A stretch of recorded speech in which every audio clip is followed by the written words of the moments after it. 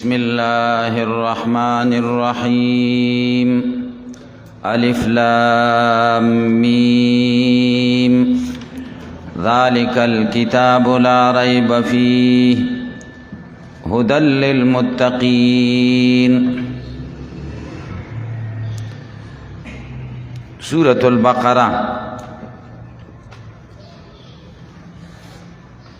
په ترتیب د تلاوت کې دویم سورت دی.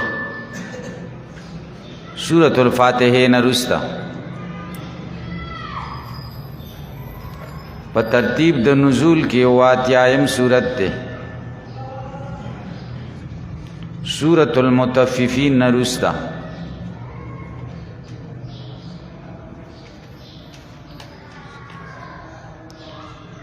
سورة البقرہ کې هم 15 مباحث دي. اول بحث ربط د سورة البقرہ مخ کی سورة الفاتحه سره، دویم دعوه د سورت، دریم خلاصه د سورت، سلورم حل د الفاظ مفرده د سورت، او ورسره پنځم بحث مسائل مستنبطه من السورت. دا بروان ویو، دا دو بروانی یوزه. اول با سره بد د سورة البقرہ مخ کی سورة الفاتحه سره د ډېر وجوهاتو نه دی.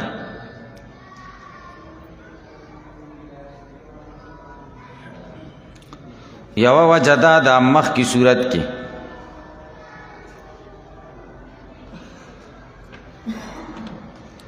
دا اللہ تعالی ربوبیت ذکر سے اور رب العالمین خدای مربی و تربیت کا ان کے دا مخلوقات دے. دی صورت کی کیفیت و طریقہ دا ربوبیت ذکر کئی. یا ایھا الناس اعبدوا ربکم الذی خلقکم والذین من قبلکم لعلکم تتقون. سنگ استاسو تربیت کرے، ستاسو تخلیقی کڑے، ستاسو دا آبا و اجداد تخلیقی کڑے. دویم ربط دا دے مخ کی صورت کی انعامات ذکر شوی اجمالاً پر رحمان و رحیم کی. سورة البقرہ کے دا انعامات و تذکرہ دا تفصیل سرا.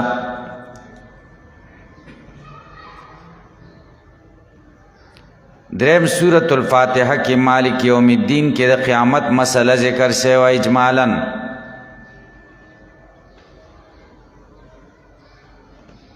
سورة البقرہ کے دا قیامت دا مسئلے تفصیل لے.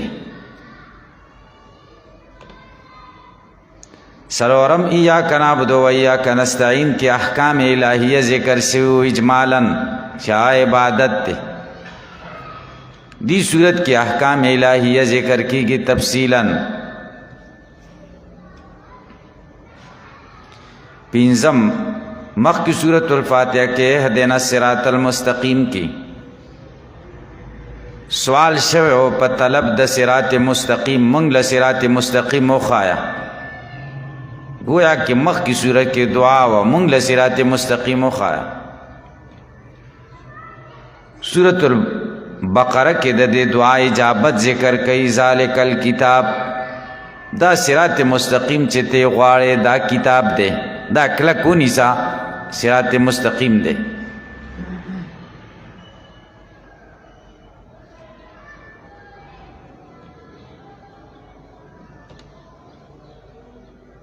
شپگم دار مخ کے درے فرقے ذکر سے سورت کی منعم علیہم مغضوب علیہم ضالین اجمالاً. دی صورت پہ ابتدا کے دا دے درے وانو ڈلو تفصیل دے. منعم علیہم ذکر کی گیا الذین یؤمنون بالغیب، یہ 5 آیاتوں کی. مغضوب علیہم ذکر کی گئی ان الذین کفروا 2 آیاتوں کی. ضالین و تفسیر ذکر کی گئی وَمِنَ النَّاسِ نَتَرِ إِنَّ اللَّهَ عَلَىٰ كُلِّ شَيْءٍ قَدِيرٌ پورے 11 آیاتوں کی. گویا کہ سورۃ بقرہ تفصیل دے سورۃ فاتحہ دے، نو ذکر سورۃ فاتحہ پسے ذکر کرو. دعوت سورت بقره اثبات المسائل الاربعه د سلورو مسلو اثبات ته سلور مسلې کمی دي اثبات د توحید اثبات د رسالت اثبات د صدق د کتاب او اثبات د مسلې د معاد ما درته ویلي دا سوابق دي سلور مسلې بیانېږي پکې سلور لواحق هم پکې بیانېږي چې جهاد او انفاق او ورسره نظم ضبط د جماعت او آداب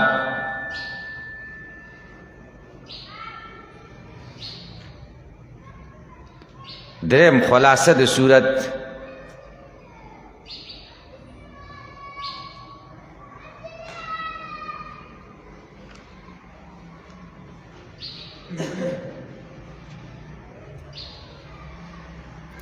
सूरत बकरा के गणे मसले जिक्र की मसाइल द तहजीब उल अखलाक मसाइल द तदबीर उल मंजल मसाइल द सियासत पावल के द मोमिनानो सिफात जिक्र कई और द काफिरीन और द मुनाफिकीनो د دې دپاره چې تا ته حقیقت د ایمان واضح شي حقیقت د کفر واضح شي او حقیقت د نفاق واضح شي د دې دپاره چې مقارنت راشي په مابین د اهل سعادت او اهل شقاوت کې چې اهل سعادت لاره سړی اختیار کړي او د اهل شقاوت نه ځان بچ کړي بیا به پکې د خلیفه بیان وشي د ابوالبشر آدم علیه السلام قصہ بذکر کی دا تکوین او تخلیق قصہ پیښ شو ملائکو سو کړو ابلیس سو کړو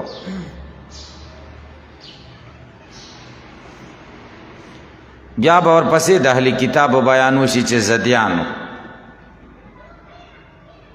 د ابوالبشر د یو خاص اولاد چې بنی اسرائیل دا وی بیان به ولې وشي ځکه هغوی د مؤمنانو سره ګاونډیانو په مدینه منوره کې الله تعالی به د هغوی غدر بیان کړي د هغوی خیانت به بیان کړي د هغوی نقض العهود د هغوی نور قبایح به بیان کړي د هغوی حال به داسې بیان کړي چې ثلث صورت به تقریبا د هغوی په حالاتو کې شي او قبایحو کې د صورت درېیمه حصه وَإِذِ ابْتَلَىٰ إِبْرَاهِيمَ رَبُّهُ پورې د هغې ځای نه وروسته بیا به احکام تشریعیه ذکر شي د احکام تشریعیه په صورت بقره کې ځکه ذکر کیږي چې دوی کله مدینه منورې ته لاړل نو د دولت اسلامیه د اسلامي حکومت د تکوین بالکل ابتدا وه دوی محتاج و منهج ربانی ته چې الله د طرفه یو منهج او طریقه کار د حکومت او د معاشرې وښودلی شي سورت بقره کې دا ټولې خبرې ښودل شوي احکام د صوم پکې ښودل شوي احکام د حج او د عمرې احکام د جهاد او د انفاق د خاندانونو د طلاق او د نکاح د ایلا د خلع وغیره مسلې د مشرکاتو سره نکاح نه کول تحذیر د معاشرې د نساونه په حالت د حیض کې خانداني ډېرې طریقې پکې بیان شي او په دې منځ کې بیا د سود مذمت ذکر شوی او د صورت اختتام په دې شوی چې مؤمنان متوجه کړي دي توبې او انابت او تضرع الی الله ته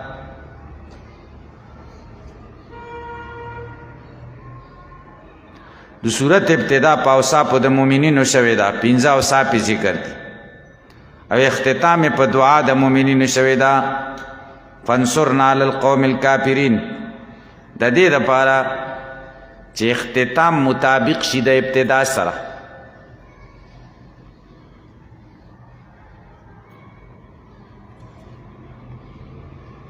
دیو جنا حدیث شریف کی دی رسول الله صلی الله علیه وسلم فرمایلی دی کورونو مقبره ما جوړوي شیطان تختی من البیت الذی تقرأ فیه سورة البقرہ دا هغه کور نه تختی چې ته په هغې کې سورة بقره وایي او نبی کریم صلی الله علیه وسلم فرمایلی سورة بقره لولئ فإن أخذها برکتن ځکه د دې نیول برکت دی وترکها حسرتن د دې پرېښودل افسوس دی او ساحران دا طاقت نه لري چې سورة بقره لوستل کېږي او راشي جادوګري در باندې څوک وکړي سورة بقره کور کې لوستل کېږي دا نشي کولی پخوا به دا ښځې ډېرې وهم پرسته وې د دم درها پسې به ډېرې ورکې وي او اوس ملایان طالبان دا وهم پرستي د ښځو صفت پکې دی دم درها ډېره خوښېږي د دې ملایان پخوا زموږ وختونو کې ملایانو دې له هېڅ توجه نه ورکول بس دا صورتونه احادیثو کې چې کومې دعاګانې راغلي دا بیا ویلې نه به پیریانو نه به ساحرانو او نه څوک پلار طالب او ملا له راتلی شي هېڅوک به نشو پرې راته زر ټول زرونه به خدای بچ کړي وو جومات او مدرسې ته به ورپسې دلته راشي څوک ساحر او یا سحر او یا جنیات او ډېر کار خراب به دی کار خو به چلیږي اس طرح څه کار به چلیږي دا کسب جوړ شه کسب زما په خیال دا دی چې کسب جوړول نه دي پکار څوک راشي شرید دم سړی وکړي دې کې څه بدي نشته او کسب چې بوډې لګولې پلان کې تعویذ نویس او روحاني معالج دا زما په فکر پخوا وختونو کې دا نه وي خیر القرون کې دا غلط صحابو به دمونه کول که نه کول او تابعینو وغیره که نه ځکه قرآن شفا ده که نه د ابو سعید خدري حدیث چې دی مونږ زر دلیل کې هغه پیش کړو خو ټیک ده منم چې دم دی نو دا خو چېرته نشته دی چې بس یو دا د دومره څیزونو معالج دی څوک درته را د سورت فاتحه پې هر سړی ویلی شي ته هم پې وایه دې دپاره مخصوص خلک مقرر کړي نو حدیث کې دی چې ساحران دا طاقت نه لري مسلم شریف حدیث دی چې سورت بقره لوستل کېږي او هغه ځای ته لاړ شي وایي کور کې دا وایي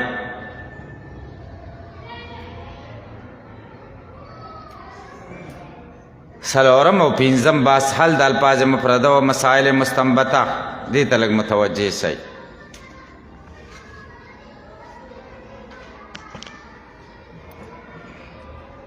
الف لام میم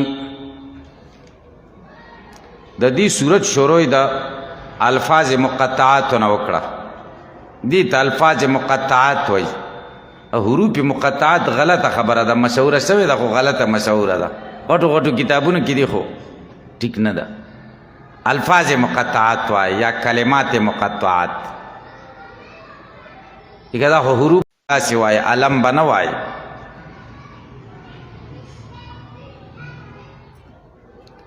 قرآن کریم د سورتونو شروع دام یو اعجاز دی یو عالم دی ابن ابل اسبع هغه د سورتونو په ابتدا باندې یو کتاب لیکلی دی الخواتر السوانح فی اسرار الفواتح په هغې کې دا لیکلي دي چې د قرآن کریم د سورتونو ابتدا لسو طریقو سره شوې ده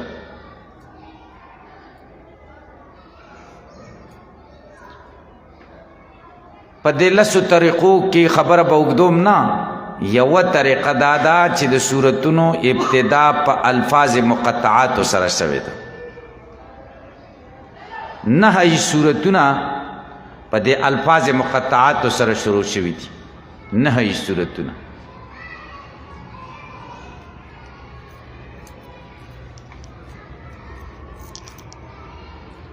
دا مقطعات حروف دي که اسما دي علامه بیضاوی رحمه الله وی اسماء مسمیاتها حروف اسما دي مسمیات حروف دي یو الف دی یو نو الف اسم دی او چې کم دی دا حرف دی مسمای حرف دی او درې دلیلونه پیش کوي چې دا اسما دي درې دلیلونه ته ورشه هغې باندې ځان پوه کړه چې څنګه چل کوي.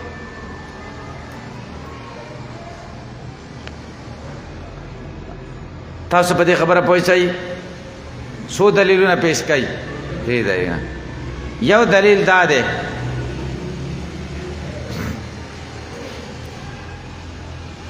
چې تعریف د اسم دې ته شامل دی. د اسم تعریف څه دی؟ چې په معنا مستقل بالمفهومیت دلالت کوي او اقتران د زمان ورسره نه وي. الف دلالت په معنا کوي که نه؟ لام دلالت په معنا کوي، میم دلالت په معنا کوي او اقتران بالزمان ورسره نشته. نو حد د اسم ورته شامل دی. پې پوښتئ؟ حد د اسم ورته شامل دی. نو اسم شو. دویم د اسم خواص معظمه و مکبره په دې کې راتلی شي. د اسم خواص معظمه و مکبره الف لام پکې راتلی شي. الالف اللام المیم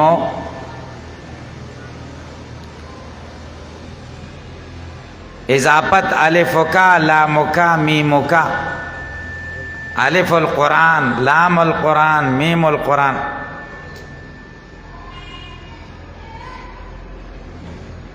مسند الیہ واقع کیږي. الف کا خیر من الفی، الالف فی القرآن، الفان، الفون، تسنیه و جمع وغیرہ. خواص د اسم پر راتلی شي. نو اسم شو، اسما شو. دا دریم دلیل دا پیش کړی چې د خلیل او د ابو علی نه هم دا منقول دي چې هغوی هم ورته اسما ویلی دي. پې پوښتئ؟ یو اعتراض دی چې حدیث کې دې ته حروف ویل شوي دي. حدیث شریف کې عبدالله ابن مسعود رضی الله عنه حدیث دی: لا اقول الف لام میم حرف بل الف حرف ولام حرف ومیم حرف. هلته ورته حرف ویل شوی دی. سره سکي سوال باندې پوه شوئ؟ تاسو به جواب وکئ. هلته د حرف نه لغوي حرف مراد دی، اصطلاحي حرف نه دی مراد چې کوم په مقابل د اسم او د فعل کې دی. لغوي حرف معنا طرف. الفون طرفون، الف یو طرف دی، لام بل طرف دی، میم بل طرف دی. د دې دلیل څه دی؟ دلیل دا دی چې د حرف اصطلاحي معنا چې کوم مقابل د اسم او د فعل او د حرف دی، دا خو د نبي علیه السلام نه وروسته پیدا شوي. دا خو یو مجدده جدیده اصطلاح ده. هغې وخت کې خو داسې نه وه که نه. معلومه شوه چې مراد دی حرف لغوي دی، نه اصطلاحي. دویم جواب دا دی چې الف حرف دی، دا عبارت په حسب د مضاف سره دی. تقدیر د عبارت داسې د مسما د الف حرف دی، مسما د لام حرف دی، مسما د میم حرف دی. په خپل الف او لام او میم حرف نه دی. فکر تم خیال راغی که رانغی؟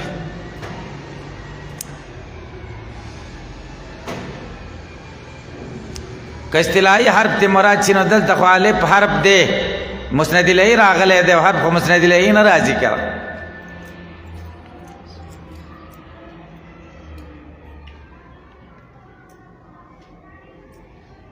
نو دا اسما دي.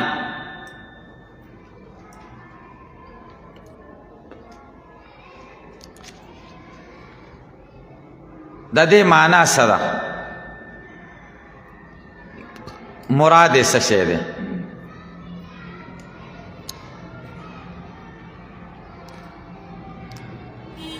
ابو بکر صدیق رضی الله تعالی عنہ نه منقول دي. دا د متشابهات نه دي.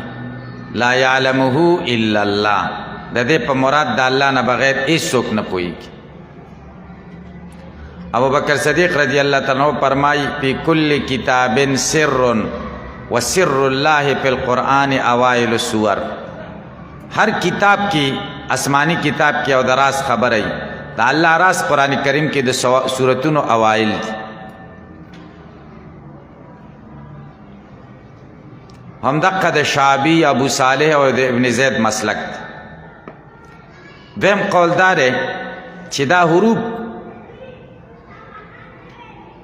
د خدای نومونه دي چې ته کله ترکیب پکې وکې یو ځایوالی پکې راولې نو د خدای نومونه به ترې جوړ شي الف لام را حامیم نون دا چې یو ځای کې نو الرحمن به ترې جوړ شي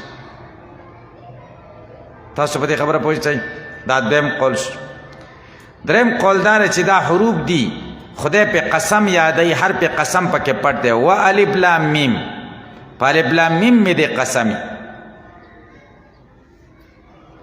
دا د ابن عباس او د یوه رایه او د اکرمه رایه ده نو بیا په هغې اعتراض واردېږي چې په حروف تهجي باندې خدای ولې قسم خوري وایي لشرفها د عزت د وجې نه چې دې کې عزت دی عزت پکې څه دی چې دا د کتب الهیه و مبانی دي اصول د کتب الهیه و دي نو دې ته یو شرف حاصل دی ځکه په خدای قسم خوري جواب قسم حذف دی والف لام میم لقد بین الله لكم السبیل فی الكتاب المنزل دلیل د جواب قسم ذالک الکتاب دی والف لام میم لقد بین الله لكم السبیل فی الكتاب المنزل ذالک الکتاب منزل کتاب دا کتاب دی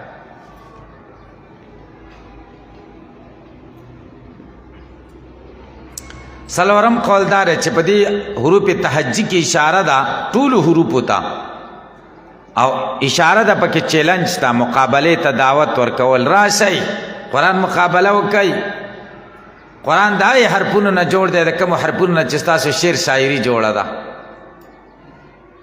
الف لام میم ستاسو کلام هم د الف لام میم او د دې څیزونو نه جوړي الف لام میم کې اشاره چاته ده ټولو حروفو ته پنځم قول دار چې دا نه مراد اسماء د سورو دي څه دي مراد دي اسماء د سورو دا زید ابن اسلم قول دی شپږم قول دار دا هغه رمز دی چې عرب استعمالی په کلام کې سړی بل سړي ته وایي هل تا معنی دا د هل تاتی او قاف دا اشاره د قف نه مکمل کلمت مراد دی خو یو حرف ذکر کې او ټوله کلمت مراد دی ته رموز وایي رموز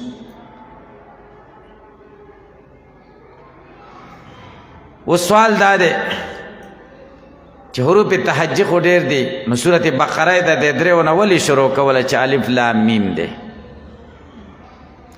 جواب دا دی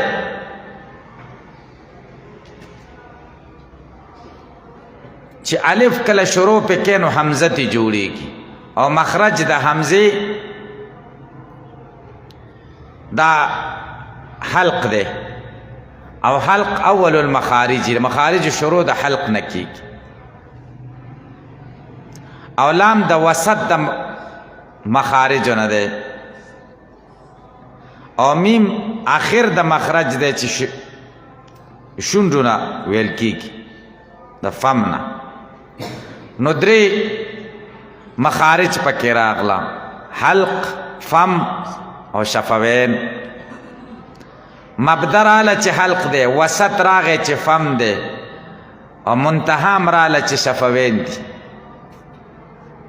نو د مبدی او د وسط او د منتها والا حروف پکې راغله نو اشاره د دې خبرې ته چې سورت بقره کې د مبدی مسائل هم ذکر کیږي چې تخلیق د آدم علیه السلام دی د وسط مسائل هم پکې ذکر کیږي چې احکام سلطانیه او د تدبیر المنزل احکام دي او منتها هم پکې ذکر کیږي چې موت او ما بعد الموت مسائل دي هر صورت تصدیر چې په الف لام میم سره شوی نو په هغې کې به د درې واړو مسلو ته اشاره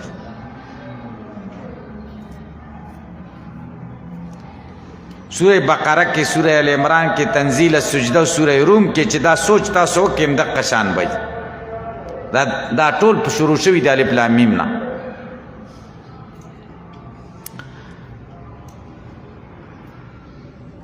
تاسو نور الانوار کې متشابه په بحث کې ویلي دي مولا جیون رحمه الله وایي متشابه په دوه قسمه دی یو هغه چې معنی معلومه ده خو مراد نه دی معلوم د معنا نه ګورې معنا لغوي مراد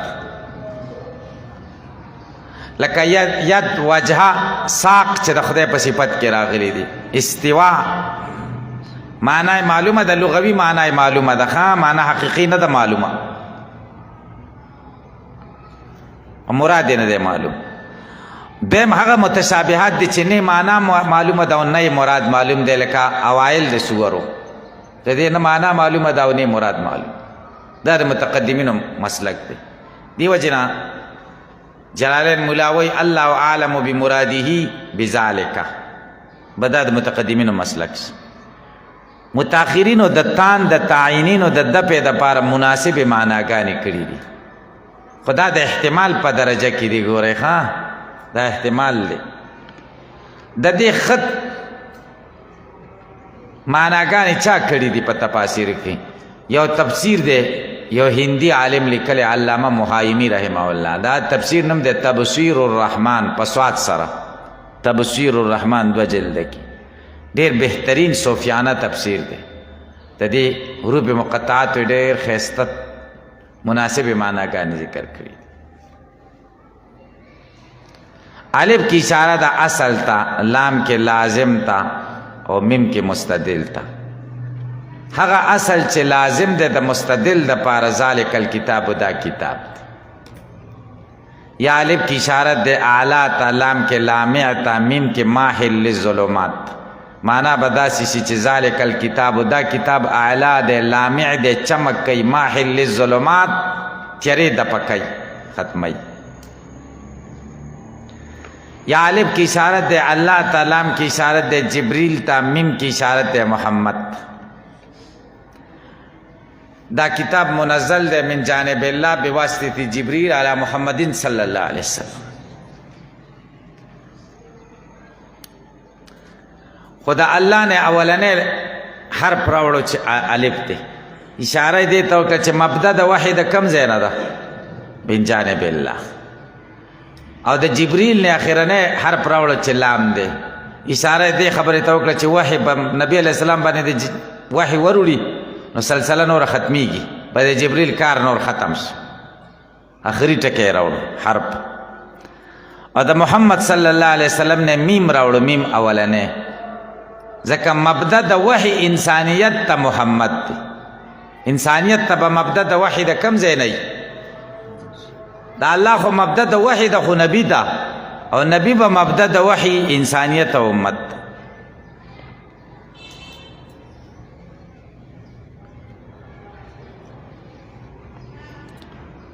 دا الف لام میم ترکیب کې څه واقع شوی راجح او صحیح قول دا دی رسته به درته ووایم چې دا څلور مستقلې جملې دي نو الف لام میم هم یو مستقله جمله ده خبر ده د مبتدا محذوفه د پاره او یا مبتدا ده د خبر محذوفه د پاره خبر به څه شي الف لام میم المتحدى به یا المتحدى به الف لام میم تاسو په دې پوه شئ کم سیز باندې چې چیلنج ورکول کیږي هغه الف لام میم دی یا الف لام میم هغه څه دي چې په دې سره چیلنج ورکول کیږي ذالک الکتاب دا کتاب کامل کتاب دی ذالک مبتدا د الکتاب خبر دی یا ذالک موصوف دی الکتاب صفت دی پاول احتمال سره با جمله شي او په دویم احتمال سره به جز د جملې شي چې جز د جملې شنو پوره جمله به داسې شي الف لام میم به مبتدا شي ذالک الکتاب به خبر شي یا دا چې ذالک الکتاب به مبتدا شي لا ریب فی به خبر شي جز د جملې بشي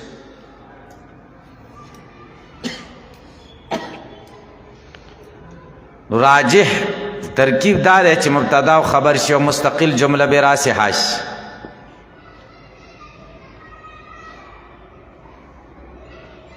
نو بیا به صحیح ترجمه داسې شي ذالک الکتاب دا کتاب کامل کتاب دی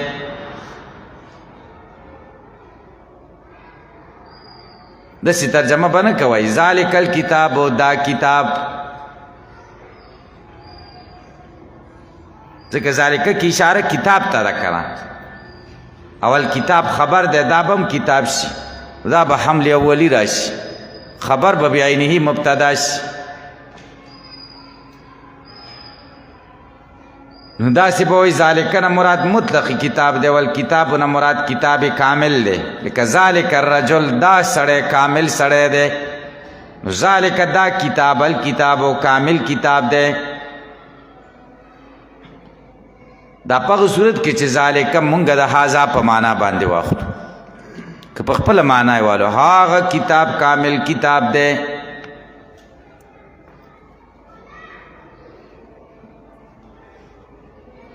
او کمال څه دی ځکه ناسخ دی د کتبو سابقو دا به دعوه شي د کمال د کتاب لاره به پی بدای دلیل شي او دلیل به بنا شي په نمد د قیاس اقترانی حملی د شکل اول نه دا کتاب کامل کتاب دی ځکه شک نشته په دې کتاب کې هر هغه کتاب چې په هغې کې شک نه یا کتاب کامل نو دا کتاب هم کامل کتاب دی دا دویمه جمله به دلیل شي دویمه جمله به د دویمې دلیل شي شک پکې نشته ځکه دا کتاب هدایت دی د متقیانو دپاره هر هغه کتاب چې هدایت دی د متقیانو دپاره هغې کې شک نه وي نو دې کې هم شک نشته ځکه شک چې پکې راغی نو بیا خو هدایت نه وي که نه بیا خو تردد راغی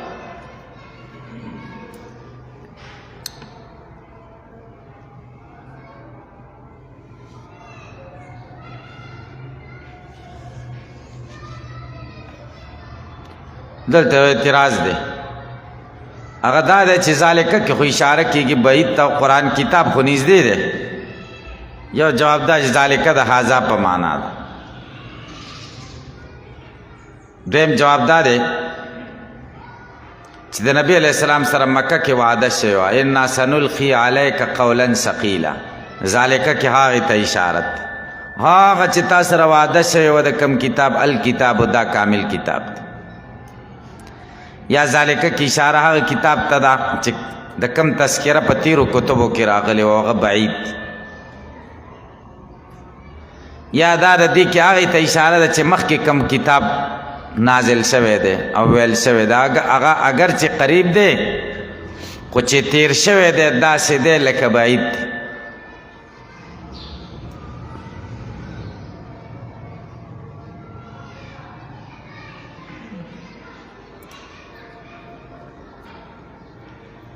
کتاب قرآن کریم کې په لسو معناو سره راغلی دی اول کتاب په معنا د کتابت سره لیکلو سره سوره آل عمران 48 آیت ويعلمه الكتاب والحکمه الله ورخودل او د عیسی علیه السلام ته کتابت والحکمت حکمت کتاب نه مراد کتابت ته لیک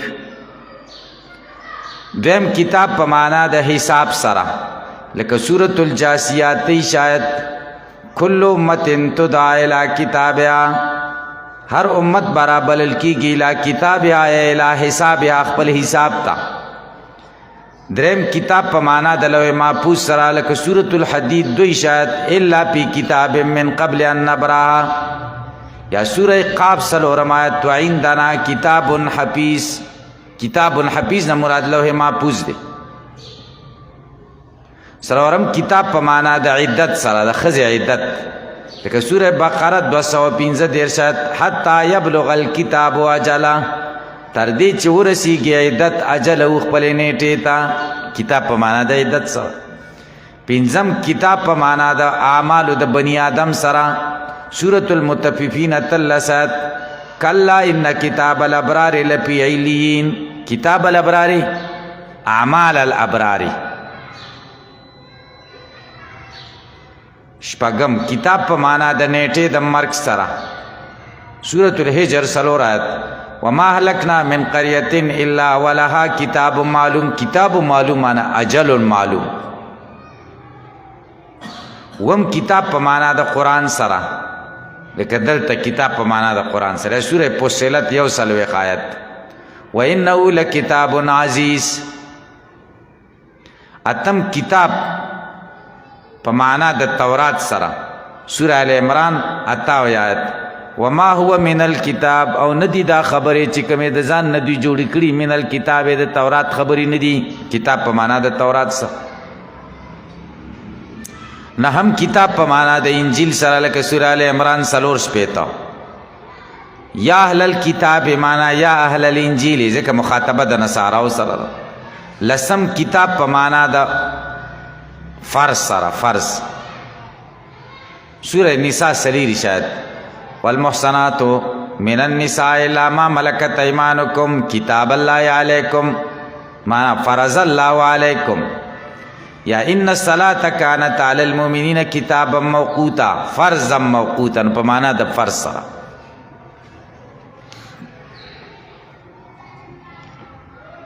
کتاب د قرآن کریم په وصف کې 32 کرت راغله. کتاب لفظ چې په ابتدا د صورت کې راشي مراد به د هغې نه قرآن کریمي لکه دې آیت کې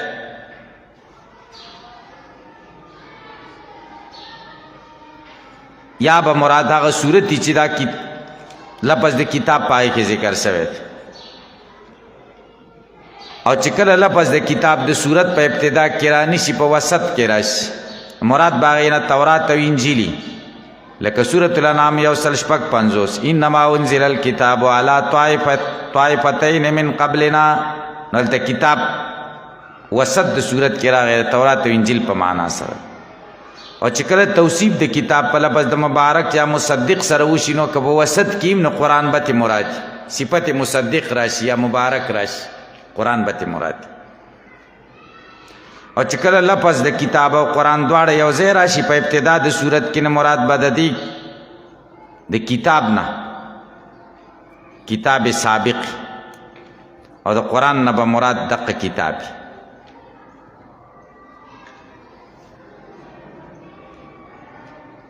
چې کله د قرآن د کتاب صفت مبین ذکر شي په ابتدا د صورت کې نو اشاره به دې خبرې ته چې دې صورت کې دلائل نقلیه ذکر کیږي.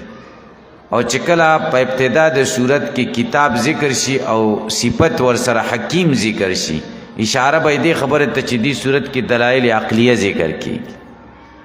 خبرې ته خیال لې کړه دې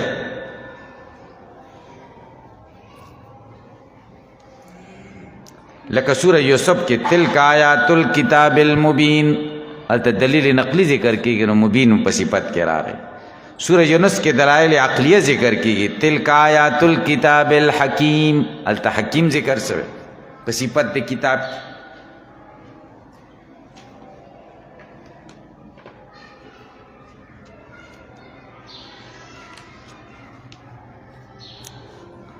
دا یو لفظ قرآن کریم کې راشي دا استعمال قرآن کریم کې مختلف وجو سره شوی. دا چې تاسو معلوموئ نو دې لپاره به یو کتاب ځان لوالی الوجوه والنظائر د علامه دامغانی یا الوجوه والنظائر د قتاده دواړه په دې باب کې بهترین کتابونه دي. اتقان په سیوطي په اتقان کې او زرکشي په البرهان کې باب الوجوه والنظائر په عنوان سره بابونه ایښي دي.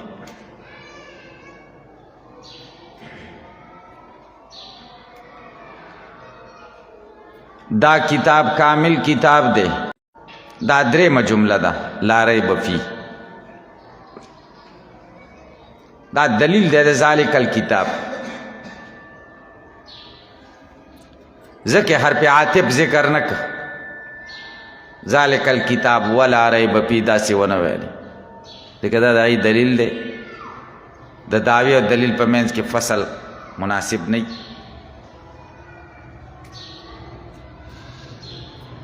یادار چې دا لا ریب فی نتیجه ده د ما قبل ځکه ذالک الکتاب او دا کتاب کامل کتاب دی د کمال نتیجه به شي عدم الریب نو لا ریب فی د عدم الریب نتیجه ده د کمال.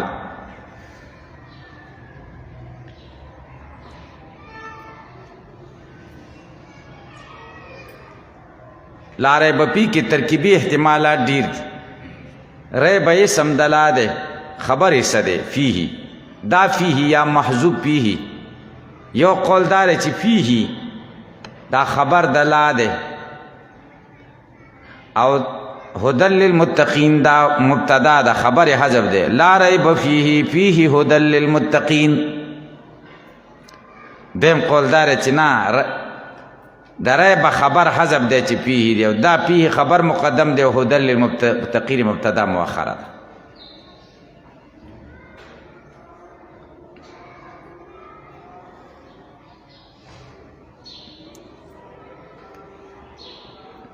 دلته اعتراض دی اعتراض دا دی چې د نفي د ریب وشو په طریقې د استغراق سره او حال دا دی چې قرآن کې خو ډېرو خلکو ریب کړی دی د لارې بپي نفي په طریقې د استغراق سره د دې څه معنا شو یو جواب دا دی چې لارې بپي نفي د ریب دا معنا نه ده چې چاریب نه دی کړی دا په نسبت سره مرتابینو ته نه ده بلکې دا په نسبت سره کتاب ته ده معنا دا ده چې دا کتاب محل د ریب نه دی لارې بپي څه معنا ده دا کتاب محل د ریب نه دی او چې چا پکې کړی دی نو هغه د خپل حماقت نه کړی جهالت نه کړی نه پې د ریب په اعتبار سره کتاب ته ده نه په اعتبار سره مرتاب ته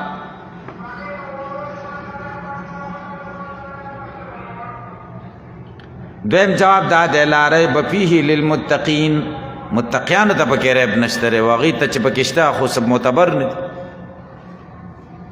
دریم دا دی لا ریب فی نفي ده په معنا د نهي سره لا ترتابو فی تاسو ریب مه کوئ په دې کې تاسو یې پکې مه کوئ پې پوښتئ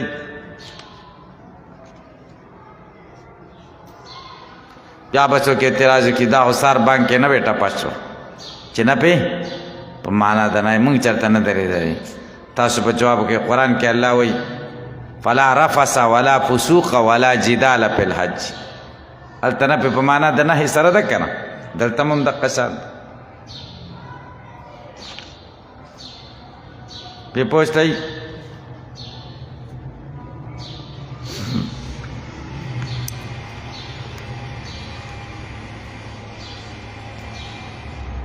ریب پکې بالکل نشته دلته به اعتراض وارد شي چې دلته وایي لا ریب فیه او بل ځای کې وایي لا فیها غولن هلته خبر مقدم کړی دی د لا او اسم یې مؤخر کړی او دلته خبر مؤخر کړی دی جواب دا دی چې هلته تخصیص مطلوب او دلته تخصیص نه دی مطلوب ځکه که دلته تخصیص مطلوب وی نو بیا به معنا داسې شي لا فیه ریب خالص په دې آسماني کتاب کې ریب نشته نو نورو ته به ثابت شوی پې پوښتئ حال دا چې نورو آسماني کتابونو کې هم ریب نشته ځکه کوم کتابونه چې د هدایت دپاره یې هغې کې خو ریب نه وي هغه د هدایت دپاره و که نه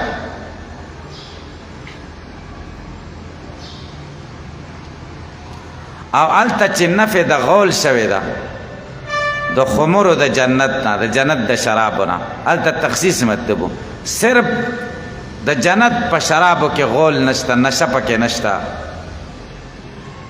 سر ګرځېدل پکې نشته نو هلته تخصیص مطلب نو ځکه خبر مقدم کړه پې پوښتئ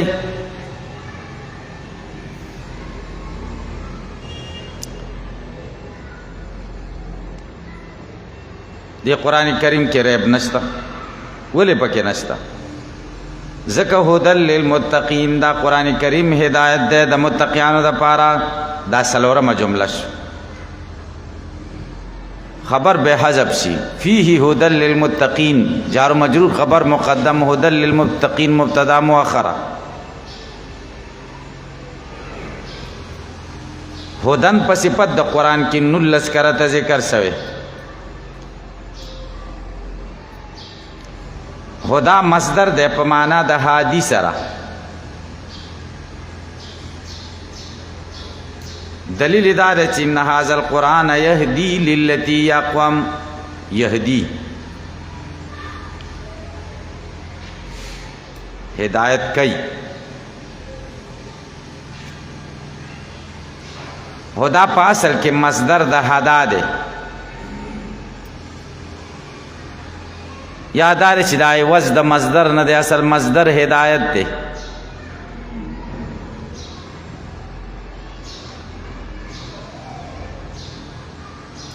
او مصادر په دې وزن باندې نه دي راغلي مګر لږ، لکه تقا، سرا، بکا یا لقا.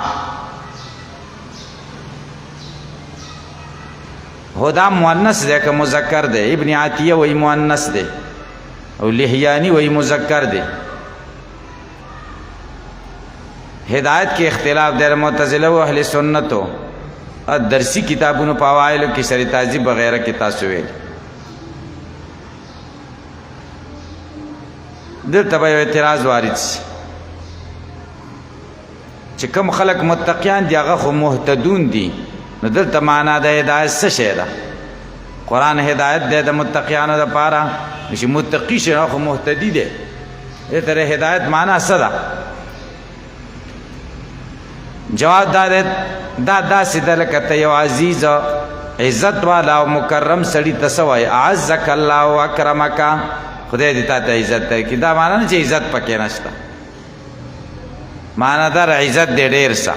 هدى للمتقین دا زیادت د هدایت دی د متقیانو دپاره. نفس هدایت خو پکې شته که نه، او زیادت د هدایت خو مطلوب دی که.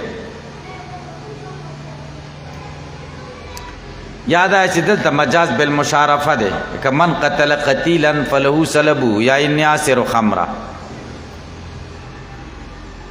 هدایت دی د متقیانو دپاره. اوس خو لا متقی نه دی، په لږ شیبه وروسته په قرآن عمل کوي متقي جوړېږي، نو اوس نه ورته متقي ویلې.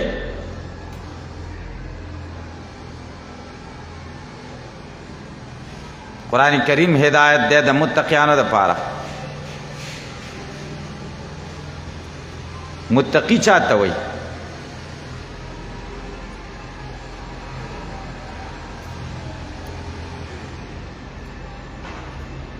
د تقوا 5 مراتب دي. یو دا چې بنده د کفر نه ځان وساتي، یو دا تقوا به په اسلام راځي چې اسلام کلمه سړی ووایي. دویم دا دی چې د معاصیو نه ځان وساتي او د محرماتو نه، او دا مقام د توبې دی. دریم دا دی چې د شبهاتو نه ځان وساتي، دا مقام د ورع دی. څلورم دا دی چې د مباحاتو نه ځان وساتي، دا مقام د زهد دی. پنځم دا دی چې زړه د غیر الله د حضور نه وساتي، دا مقام د مشاهده دی، دا اعلی مرتبه ده. علی رضی اللہ تعالیٰ عنہ فرمائی التقوی ترک الاصرار علی المعصیہ و ترک الاخترار علی الطاعة. تقوا دا د په ګناه همیشواله مکوا، په عبادت باندې ځان مه دوکه کوا. حسن بصری رحمه الله وی التقوی لا تختار علی الله سوى الله. الله باندې ما سوى الله غوره نه کی. یو وتعلم ان الامور كلها بيد الله. ته په دې پوه شې چې ټولې خبرې د خدای په قبضه کې دي، دې ته تقوا وایي. ابراهیم ابن ادهم وایي التقوى لا يجد الخلق في لسانك عيبا. تقوا دې ته وایي چې خلک دې په ژبه کې عیب پیدا نه کړي، ژبه صحیح خوځئ. ولا الملائکه فی افعالک عیبا. ملائکې دې په کارونو کې عیب پیدا نه کړي، کارونه هم سم کې. ولا ملک العرش فی سرک عیبا. او د عرش مالک دې په زړه کې صاحب پیدا نه کړي، زړه دې هم صفایي، دې ته تقوا وایي. دا ګران کار دی. او بعضو عالمان ویلي د التقوا الله یراک مولاک حیث نهاک. مولا تا ونه ګوري په داسې ځای کې چې کوم ځای یې منع کړی، هغه ځای ته مه ځه. دا مطلب شو. او بعضې عالمان ویلي د تقوا دې ته وایي، متقی چاته وایي؟ من سلک سبیل المصطفی. د رسول الله په لاره سړی رواني. ونبذت دنیا وراء القفا. دنیا شاته وغورځوي. وکلف نفسه الاخلاص والوفا. ځان په اخلاص او په وفادارۍ باندې مجبوره کړي. واجتنب الحرام والجفا. د حرامو نه او د وعدې د مخالفت او د دین د خلاف کارونو نه ځان وساتي. دې ته تقوا وایي.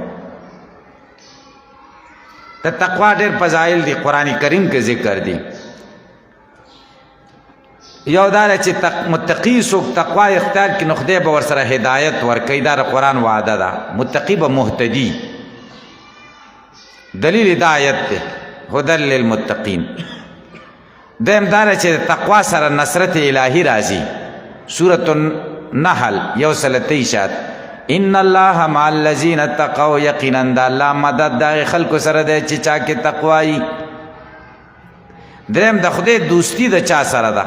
متقی سره، تقوا سره. سورة الجاثیات 13 والله ولی المتقین، الله دوست دی د متقیانو. پنځم څلورم محبت الهی د تقوا سره دی. چا کې تقوای محبت د خدای به ورسره وي. سورة براءت 4 ان الله يحب المتقین. پنځم مغفرت. سورة الانفال 9 وان تتقوا الله يجعل لكم فرقانا. شپږم مخرج من الغم. څومره غمونه یې در باندې تقوا اختیار کې خدای به پکې لاره درکړي، غمونه به د خدای بچ کړي. سورة الطلاق 2 ومن يتق الله يجعل له مخرجا ويرزقه من حيث لا يحتسب. وم تيسير الامور، کارونه به درته اسانه شي چې تقوا درکې راشي. سورة طلاق 4 ومن يتق الله يجعل له من امره يسرا، کارونه به ورته خدای آسان کړي. اتم گناهونه به ورته خدای وبخي. سورة الطلاق 5 ومن يتق الله يكفر عنه سيئاته، الله به د دنه ګناهونه لري کی. نه هم دا چې اعمال به خدای قبول کی. سوره مائده وی شاید انما يتقبل الله من المتقین، خدای اعمال قبلې د متقیانو نه. لسم دار کامیابی به خدای ورکی. واتقوا الله لعلکم تفلحون. یو لسم بشرا، زیر به خدای دنیا کې ورکی، خوشحالیانه. سوره یونس 4 لهم البشرى في الحیات الدنیا و فی الاخره. دولسم دخول د جنت، تقوا سره دخول د جنت راځي. سورة القلم 4 ان للمتقین عند ربهم جنات النعیم. 14 نجات بخدای ورکی. سورة مریم 2 ثم ننجي الذین اتقوا ونذر الظالمین فیه څنګه دی فیها جسیہ. نجات الله چاته ورکوي چې چا کې تقوای. خدا خبره ګوره په خله ډېر اسانه دي. تقوا ډېر ښه شی دی. مونږ کې تقوا څنګه راشي؟ عمل کې دا وستل ډېر ګران کار. څنګه اسانه مې ویل، څنګه اسانه مو ویل کنه. عملی زندګۍ کې د دې خبرو را وستل بلا ګران کار دی. خدای دې موږ تاسو ته د جدوجہد توفیق راکړي. نو قرآن کریم هدایت دی د متقیانو لپاره. متقیان څوک دي؟ د دې به څو صفتونه وي. یو صفت به دی چې عقیده به صحیح. دویم به دی چې عمل به صحیح. دریم دا چې اخلاق به صحیح. عقیده به صحیح، الذین یؤمنون بالغیب. عمل به صحیح ویقیمون الصلاة. اخلاق به صحیح ومما رزقناهم ينفقون. دا اخلاق شو چې د بل مسلمان غم ورسره. دا درې صفتونه ذکر کوي خدای.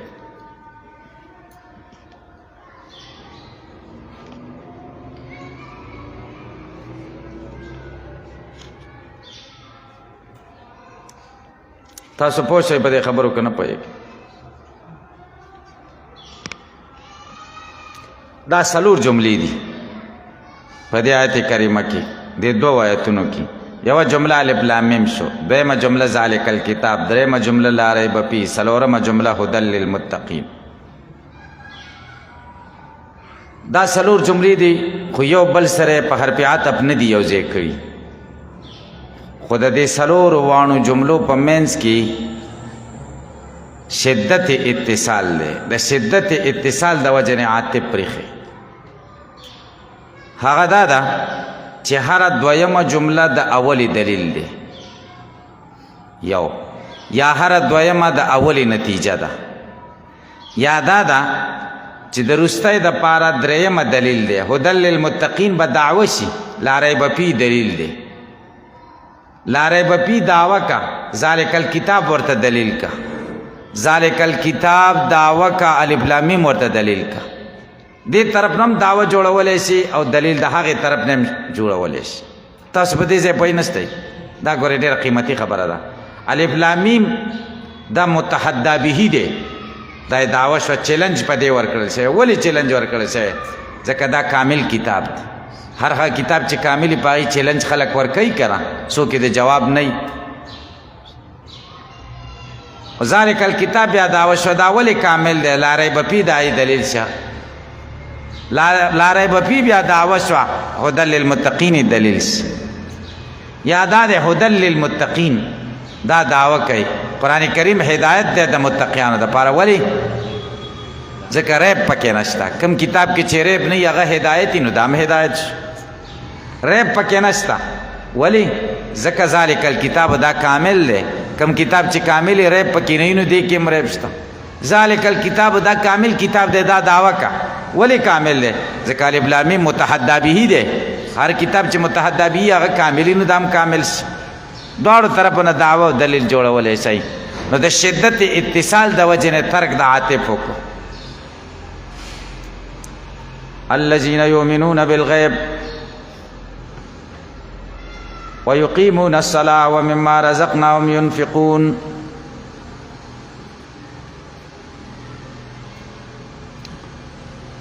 دا خلق دی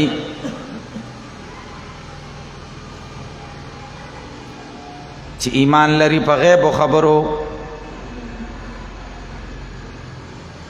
او منځونه ودرئ او د هغه مال نه چې موږ ورکړي دي ينفقون لګئ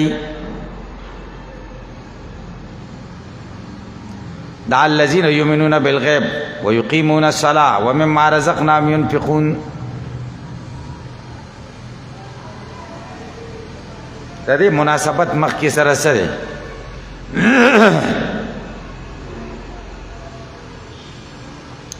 د مخکې سره مناسبت دا ده مخکې د متقینو ذکرو وس د متقینو د متقی امتیازی صفات ذکر کړي امتیازی صفت یو ایمان بالغیب ده دویم اقامت الصلاة ده دویم انفاق فی سبیل الله ده د دې درې صفتونو په منځ کې ربط څه ده ربط پکې دا دی چې ایمان تعلق د عقیدې سره دی د اقامت الصلاة تعلق د عمل سره دی د انفاق فی سبیل الله تعلق د اخلاق سره دی د متقی درې میدان دي یو عقیده دا یو عمل دی یو اخلاق دی متقی دی ته چې د درې وانو میدانونو کې بس فیصله او پاکیزه ایمان بالغیب بلری دا غټه مرتبه ده اقامت الصلاة بکی دا غټ عمل دی انفاق فی سبیل الله بکی دا کریمانه اخلاق دی دا درې وانه سیزونه به پکې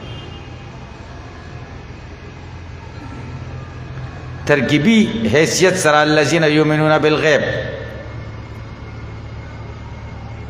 یا موصول دی د مخکې سره یا مفصول دی که موصول شي نو د المتقین د پاره به صفت شي په محل د جر کې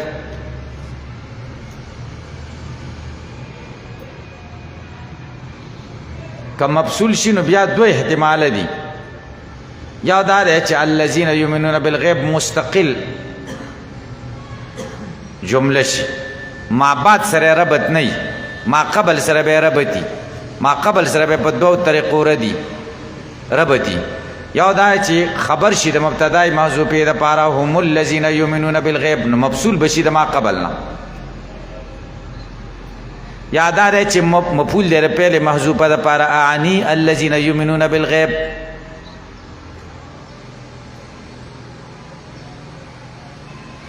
دویمه طریقه دا چې ما بعد سره مرتبطي ما قبل نه مفصولی الذين يؤمنون بالغيب ويقيمون الصلاة ومما رزقناهم ينفقون دا موصول سره د سلینه به معطوف علیه شي والذین یؤمنون بما انزل الیک وما انزل من قبلک وبالآخرة هم یوقنون دا به معطوف شي معطوف علیه سره د معطوف نه دا به مبتدا شي اولئک علی هدی من ربهم واولئک هم المفلحون، دا به ورته خبر شي. پې پوه شئ.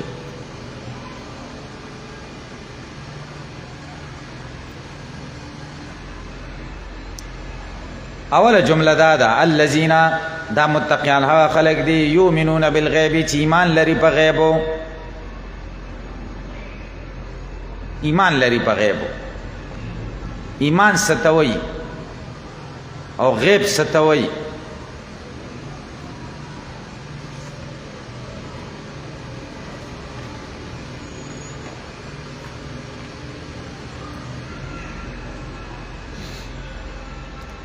ایمان مصدر د باب افعال ده، په لغت کې عبارت ده د تصدیق خاص نه.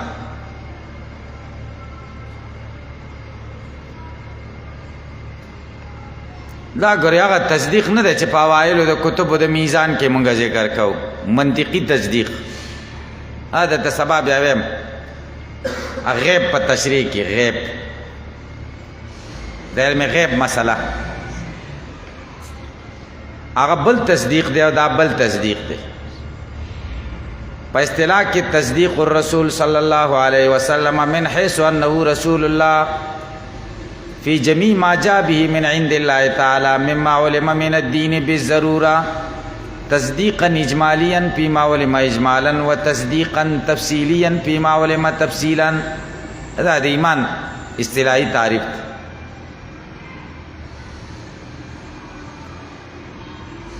فقها حضرات د ایمان هم دغه حقیقت بیانوي، لیکن اقرار باللسان ور سره زیاتوي. اقرار باللسان د دوی په نسبت باندې جز د ایمان دی، قابل د انفکاک دی. لکه په وخت د اقرار کې الا من اکره وقلبه مطمئن بالایمان. نو ایمان عبارت شو د تصدیق نه فقط عند المتکلمین او د تصدیق نه مع الاقرار عند الفقهاء. اسلام په لغت کې تسلیم او استسلام نه د انقیاد، او په اصطلاح کې اسلام ستوي التزام او اوامر الشرع و نواهیه فعلا و ترکا مع التصدیق القلبی. د شرع د اوامر او د نواهیو التزام کول په فعل او ترک کې، د اوامر التزام په فعل کې او د نواهیو التزام په ترک کې، سره د تصدیق قلبی نه دی ته اسلام وایي. ایمان او اسلام متغایر دی په مفهوم کې او متحد دی په مصداق کې عند المحدثین. دویم ایمان اخص مطلق دی او اسلام عام مطلق دی عند المتکلمین. نو عموم خصوص مطلق دی ایمان او اسلام په منځ کې. نو ایمان به بسیط شي عند المتکلمین او اسلام مرکب دی عند المتکلمین. متکلمین ایمان ته بسیط وایي او بسیط دا د چې لا یزید ولا ینقص. متکلمین مسلک دی ایمان لا یزید ولا ینقص. امام بخاری کتاب الایمان کې او د حدیث په نور کتابونو کې او ډیر زور لګی چې ایمان مرکب دی او مرکب کې خو زیادت او نقصان راځي، نو په ایمان یزید و ینقص. خو هغوی اکثره بابونه چې منعقد کړي دي او دلایل هلته د ایمان په ځای پکې د اسلام ټکی راغلی د اسلام کې. نو بیا ورته متکلمین جواب کوي زمونږ خبره خو په ایمان کې ده چې الایمان لا یزید ولا ینقص. او تاسو چې زیادت ثابت کوم دام په اسلام کې ثابت کوم، خو د اسلام او د ایمان د ترادف یا د اتحاد قائل نه یو کنه. دا به تاسو بیا مسکات کې پوه شئ بخاری شریف کې.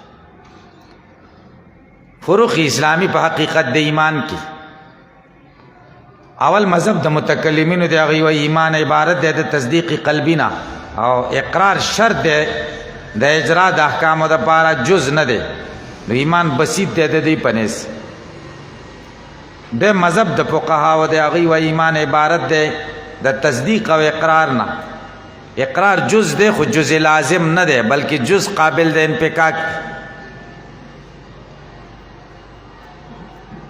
تاسو ته ویلي کتابونه کې چې په انتفاع د جز سره انتفاع د کل راځي، دا هغه جز نه دی، دا جز شرعي دی، د دې په انتفاع سره انتفاع د کل نه راځي، قابل د انفکاک.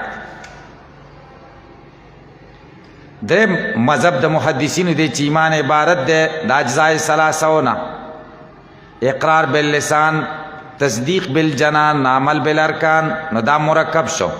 وکل مرکب یزید و ینقص، فالایمان یزید و ینقص. دا محدثینو مسلک شو.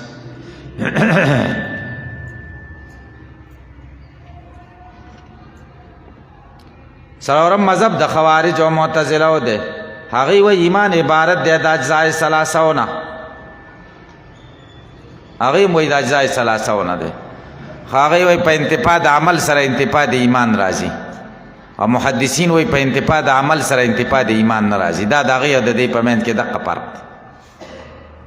پنځم مذهب د جهمیو دی. هغوی وایي ایمان عبارت دی د معرفت نه فقط. یهودیان سره د دینه چې د رسول الله صلی الله علیه وسلم سره دشمنی او جنگونه کول، هغوی ورته مؤمنان وایي. ولې؟ ځکه یعرفونه کما یعرفون ابناهم، معرفت خو ورته حاصل وکړه. شپږم مذهب د کرامیو دی.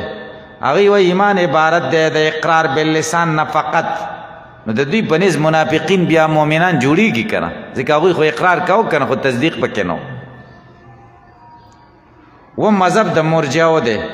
هغوی وایي ایمان عبارت دی صرف د تصدیق نه، په طاعتو کې فایده نشته او په معصیاتو کې ضرر نشته. دا د هغوی مذهب شو. قرآن کریم کې چې ایمان ذکري، په څلورو طریقو سره ذکر راغلی دی. څلورو معناګانو باندې استعمال شي.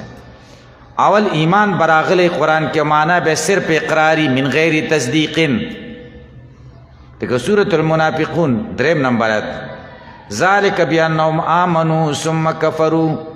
آمنوا معنا اقروا، اقرار یې کړی و. دویم ایمان په معنا د تصدیق په سر والعلانیه راغلی، لکه سورة البینه کې اووم آیت: ان الذین آمنوا وعملوا الصالحات اولئک هم خیر البریه. ان الذین آمنوا تصدیق په سر او علانیه دواړو کې کړی او عمل صالح کړی، دا خلک خیر البریه دي. یا لکه سورة الفتح پنځم آیت کې چې مؤمنان او مؤمنې ښځې جنتونو ته داخلي شي. نو مؤمنینو نه څوک مراد دي؟ مصدقین په سر والعلانیه.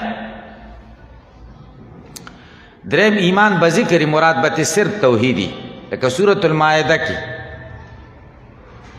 ومن یکفر بالایمان فقد حبط عمله. ومن یکفر بالتوحید، نو د ایمان نه مراد توحید دی. یا سورة غافر لسم آیت: استدعون الی الایمان فتکفرون. تاسو را بلل کېدی الی الایمان معنا الی التوحید.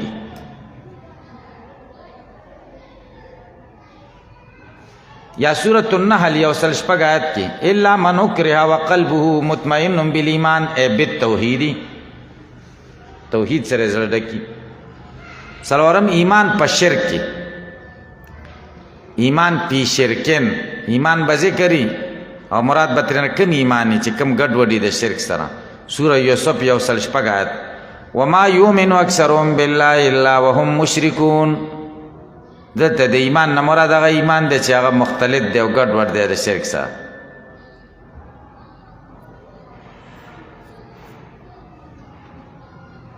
یؤمنون بالغیب،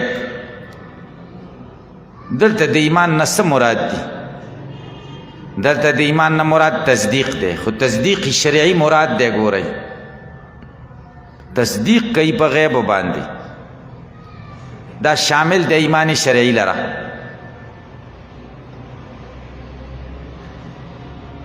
دویم لفظ په دې آیت کریمه کې د غیب راغلی، د غیب لفظ یؤمنون بالغیب.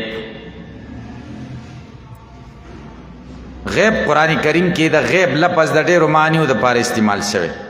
علامه دامغانی الوجوه والنظائر کې 11 ذکر کړي دي. 11 یو دا غیب به ذکر شي، مراد به الله او حساب او صراط او جنت، لکه دې ځای کې یؤمنون بالغیب معنا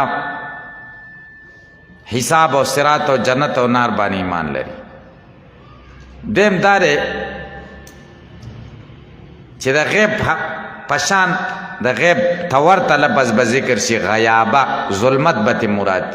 که سوره یوسف لسم نمبر آیت: والقوه فی غیابات الجب ای ظلمات الجب. دریم دار قرآن کې غیب ذکر دی، مراد موت د سلیمان علیہ السلام دی. سورہ سبا 14 تبینت الجن ولو كانوا يعلمون الغیب ما لبثوا فی العذاب المهین. پیریانو ته دا خبر ښکاره شوه که دوی په غیب پوهېدی. غیب نه دلته مراد علم غیب نه دی که په علم غیب پوهېدی. غیب نه مراد موت د سلیمان دی. که دوی د سلیمان د مرګ نه خبر وی نو دومره تکلیفونه به یې نه کولی. غیب نه مراد څه شی دی؟ موت د سلیمان. څلورم دا دی چې غیب نه مراد مطلق موت هر چا چی. سورة الاعراف 1:83 ولو كنت عالم الغیب لستکثرت من الخیر. که زه په خپل مرګ پوهېدی لستکثرت من الخیر. غیب نه معنا ده متى اموت. پنځم غیب په معنا د باران سره چې باران به کله نازلېږي. وقت نزول العذاب. سورة الانعام 9:50 وعنده مفاتيح الغیب لا يعلمها الا هو. شپږم غیب په معنا د لوی محفوظ سره. سورة مریم 58 اطلع علی الغیب. دته اطلاع حاصله شوې ده په لوی محفوظ چې داسې خبرې کوي. وم غیب په معنا د نفس او مال سره. سورة النساء 4 پس صالحات و قانتات حافظات للغیب. دا ښځو صفت کوي ساتونکي دي د نفس او د مال د سړي. اتم غیب په معنا د نزول عذاب سره. سورة الجن 6 شاید عالم الغیب فلا یظهر علی غیبی احدا. نه خبرې علی غیبی په نزول د عذاب باندې احدا هیڅوک چې کله به نازلېږي. غیب نه مراد څه شی دی؟ نزول د عذاب. نه هم غیب په معنا د ګمان سره. ځوان سورة سبا 3:50 ويقذفون بالغیب من یقذفون ده که یقذفون ده. ويقذفون بالغیب من مکان بعید. غیب نه مراد ځوان دی. غیب په معنا د غیبت سره غایب کېدل. سورة یوسف 2:50 ذالک لیعلم انی لم اخنه بالغیب. ما د سره خیانت نه دی کړی په داسې حال کې چې دی غایب و. یا لسم غیب په معنا د وحی سره. سورة تکویر 3 شاید وما هو علی الغیب بدنین. نه دی دا په وحی باندې بدنین بخیل. غیب نه مراد وحی ده.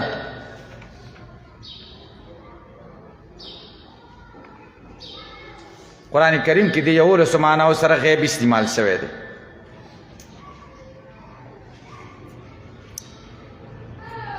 غیب وایي څه مصداق د غیب څه دی؟ مصداق د غیب دا دی الغیب ما خرج عن ادراک الحواس الظاهرة والباطنة. علامه محایمی تفسیر الرحمن کې وایي غیب هغه دی چې د ادراک د حواسو نه بهري ظاهري حواس او باطني حواسو نه کسانې والملائکه والیوم الاخر والقدر والکتب والرسل.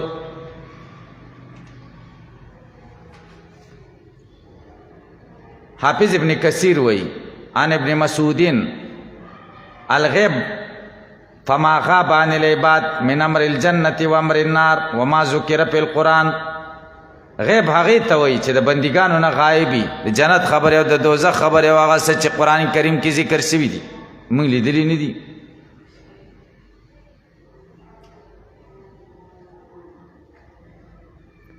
او بعضې وایي چې د غیب نه مراد هغه څه دي ما کان مغیبا من العیون.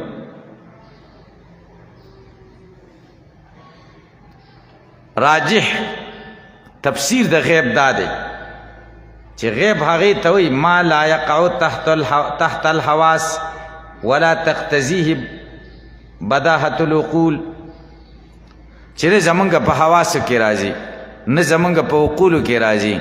صرف د انبیاء په اخبار باندې مونږ معلوم کړي دي. دی نه د غیب دلته د غیب نه دغه مراد دي چې نه زمونږ په حواسو معلومیږي او نه زمونږ په عقل دا ادراک کیږي.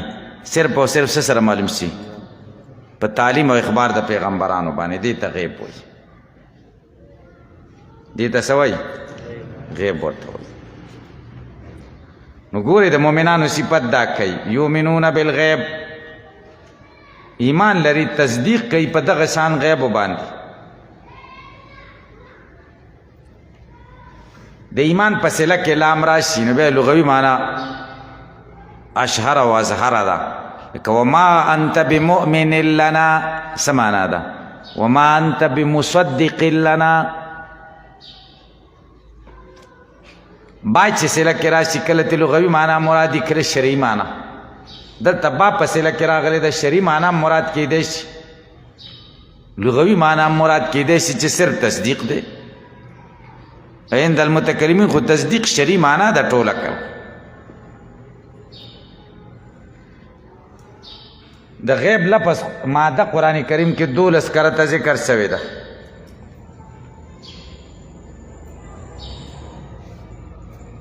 او د غیب لفظ 10 کرته ذکر شوی 10 کرته.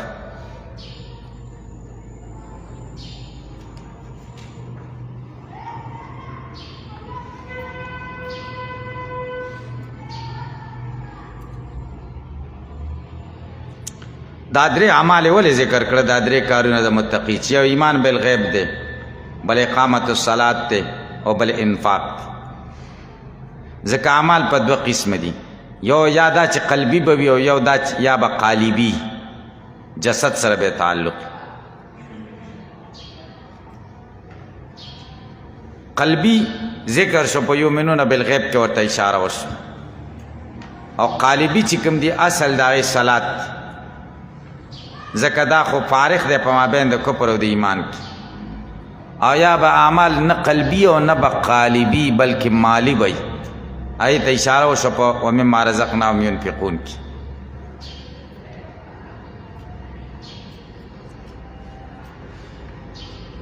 اوس سوال دا دی چې ایمان بیا ولې مقدم کړه د صلات او د انفاق؟ یو خو واضحه جواب دی، اسانه جواب، هغه دا چې د ایمان تعلق د عقیدې سره دی، صلات او د انفاق تعلق د عمل سره دی. عقیده یې مقدمه کړه په عمل، او عقیده مقدمه د بنیاد دی که. دویم جواب دا دی چې ایمان لازم دی د مؤمن سره په هر آن کې، او صلات لازم دی د مؤمن سره په بعض الاحیان. لږ لږ اوقات دي د مانځه، خو جمیل احیان خو نه دي که. ایمان خو د سړي نه بالکل نه جدا کېږي که، ټول اوقات کې ورسره تړلی، چې ویده هم دی مؤمن دی او چې ویښ هم دی مؤمن. ایمان ورسره لازم دی، او انفاق ورسره لازم دی، خو د صلات نه کم. صلات هره ورځ 15 کرته وي، او انفاق هره ورځ 15 کرته نه وي که نه. تاسې په دې پوه شئ که نه شئ پوه؟